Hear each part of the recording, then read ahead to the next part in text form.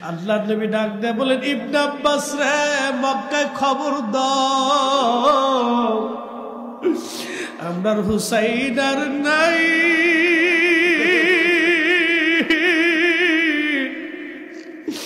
আমার হুসাইন কারবালায় শহীদ।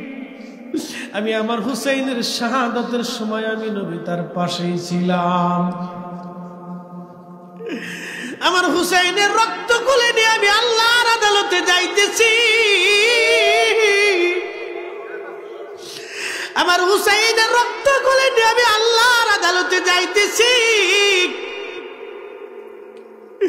আমার হুসাইন শহীদ, আমার হুসাইন আর নাই।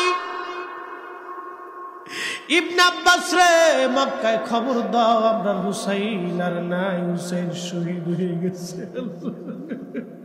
মুহররমের 10 তারিখে কি ঘটিল রব্বানা,